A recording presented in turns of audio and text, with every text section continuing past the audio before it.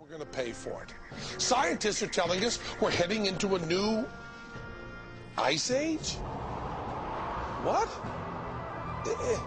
It's from Time magazine, Monday, June 24th, 1974. Yes, to quote the title of Penn and Teller's TV series, this video and the next will look at bullshit.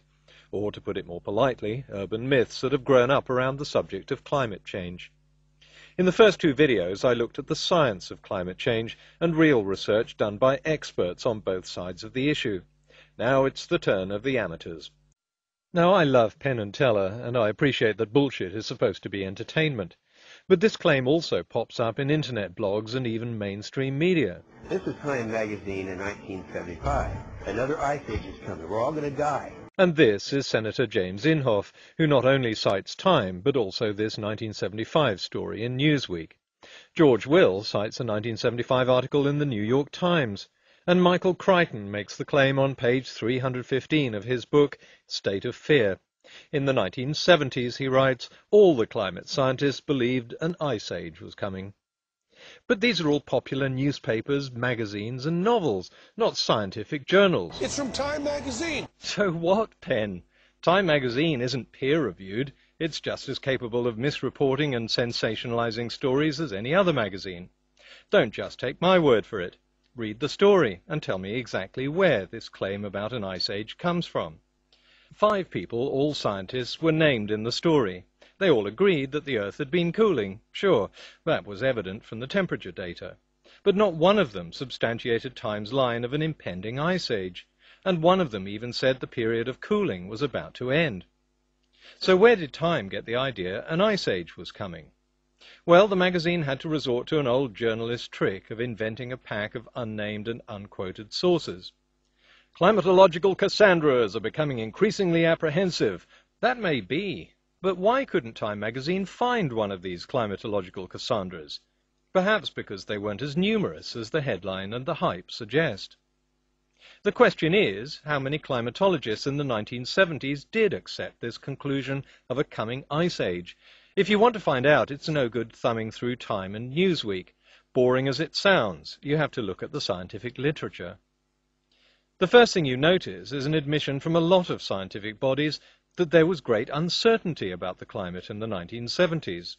Okay, but was there any kind of consensus? Well, if all or most climate scientists were predicting another ice age back in the 1970s, there should be lots of scientific papers from that time supporting that conclusion. After all, there are hundreds of scientific papers today supporting anthropogenic climate change. A review published in the Bulletin of the American Meteorological Society looked at the scientific literature rather than the popular press. 3 climatologists searched scientific journals between 1965 and 1979, and yes, they found 7 papers predicting not an ice age, but global cooling. The only problem is, they also found 44 articles predicting global warming. Even though the world was cooling in the 1970s and had been for 3 decades, even so, 6 times as many climatologists predicted that the danger was global warming, not global cooling. The reason is simple. By that time, the mechanism of global warming was understood. The probable trigger for ice ages was beginning to be understood, and the reason for global cooling was reasonably well understood. Climatologists suspected, and we now know, that it was caused by pollution, mostly particulates and aerosols, which blocked sunlight. Even with all the uncertainty, the majority of climatologists concluded that global warming caused by carbon dioxide would eventually overwhelm any global cooling caused by pollution. But if that's the case, why were all the media saying scientists predicted global cooling? Simple. They weren't. There were plenty of news stories in the 1970s reporting other conclusions. It's just that people like George Will chose not to mention the fact. It's not as if Will was unaware of the existence of these newspaper reports. How do I know? Well, remember that 1975 New York Times story? According to a George Will column last year, it reported many signs that Earth may be heading for another ice age. I tracked down the story and was astonished to find it was called Warming Trends Seen in Climate. Could this be the same article that, according to Will, says we're headed for another ice age? I checked the whole article. The quote about an ice age wasn't even there. At all. Here's the story. See if you can find it. Okay, maybe I made a mistake in attributing the quote to George Will. So I googled his name and the phrase, "Earth may be heading for another ice age," and found not one, but 3 columns in which Will makes exactly the same claim.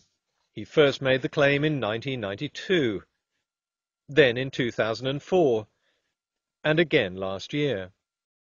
And remember Senator Inhofe? Well, he had at least one quote that came from a respected scientific body rather than the popular media. It was a 1974 report from the National Science Board, and here's the quote Inhofe used from that report, exactly as it was written in his statement to the Senate. "Judging from the record of the past interglacial ages, the present time of high temperatures should be drawing to an end, leading into the next glacial age, period." But in the original report, the period came later. Inhofe left out some crucial words at the end of that sentence. Leading into the next glacial age, 20,000 years from now. 20,000 years is close to the 16,000 years that's the current estimate for the onset of the next ice age. But for the purposes of propagating an urban myth, the claim about a consensus on an imminent ice age simply does the rounds unchecked, even when it's dressed up as science. Welcome to Headline Earth, the show that brings global warming back down to the basics, the science. Now, back in the 70s, there was this trend or this scare about global cooling. The bottom line is there was no scientific consensus about the climate in the 1970s. There was a sudden realization that the climate was changing, but there was a lack of good data, a lack of technology, a lack of evidence, and admitted uncertainty about what was happening. Of course, it's important to show that climatologists have got this global warming thing wrong, and a great way to show this is to say that they predicted global cooling in the 1970s. Yes, I get it, but don't dress this up as science. If geologists found evidence that an earthquake is going to hit California or a tsunami is about to devastate the coast of Japan, what kind of individual would want to deliberately manufacture misleading information to discredit them?